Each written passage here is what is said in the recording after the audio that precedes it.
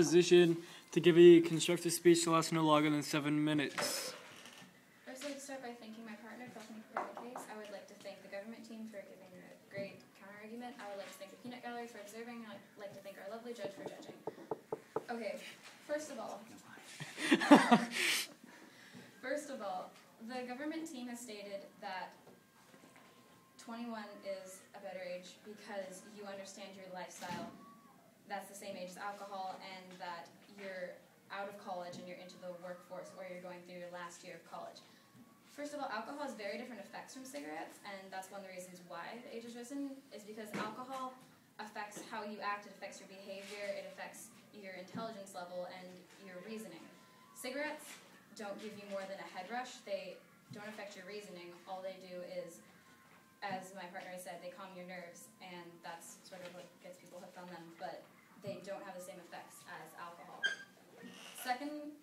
Secondly, they also mentioned that 21 is when you're out in the world and you experience these things, or you're in your last year of college, but that doesn't really seem to make a big difference, because when you're starting college, you're still out in the world. You've just left home. That is being out in the world. College is really part of the real world. Secondly, they mentioned that not everyone knows how to use their money, but a college student has student loans to worry about. 18 years old, you are starting college. You do have college loans that you need to worry about. And you already know exactly what you're doing with your money. So 18 has a lot of the same money problems that a 21-year-old would have, because they're only in their 3rd year of college. The government team says that our advantage about rights is incorrect because people learn by peer pressure on how to smoke, but that was part of our point in our 3rd advantage, which was that it's not effective. People do learn to smoke by peer pressure, so most smokers do start smoking before the legal age already, which is 18.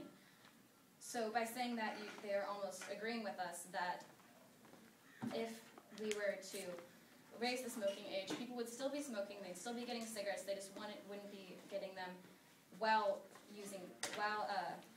paying taxes for them, which is part of our 2nd advantage, which is that it does help the economy. If you were to raise the age, the same amount of smokers would still be smoking. It wouldn't stop people from smoking. It would just lessen the amount of taxes spent. And the less taxes we have, we are in an economic situation where we need the government needs all the money they can get. And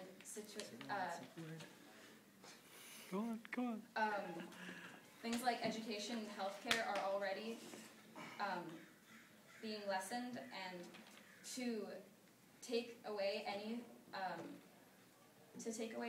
sort of way to get more money would just be fiscally irresponsible. Our 3rd advantage was that it was not effective, and their argument was that the police won't let that happen.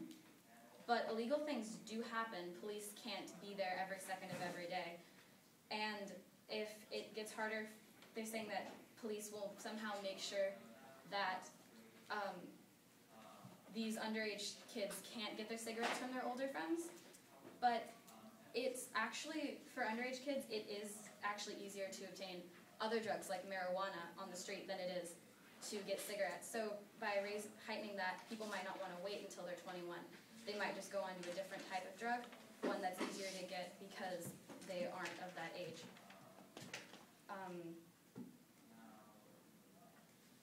Also, they still can get their friends. Like my partner said, they can just go from having their 18-year-old friend to get something for them to having their 21-year-old friends to get it for them. There are fake IDs out there.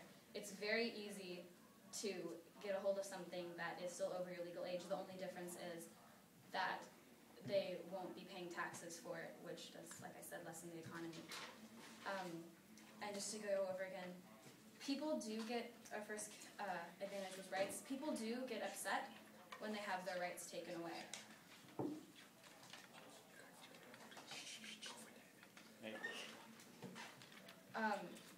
The government's advantages were less death and disease. But like I said, this really won't be very effective, so the death and disease won't lower, there really won't be much of a change. People do things even if they're not legal anyways. So the death and knee will be exactly the same. The rate probably won't go down. Their second advantage was that there's money and that older people know how to spend their money better, and that they're more smart with their money.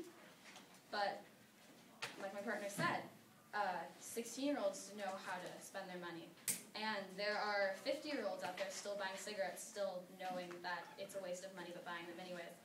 And you see a lot of adults out there smoking, and they know that it's a waste of money, but they spend their money on that anyways. And are you saying that a 50-year-old isn't as intelligent as a 21-year-old?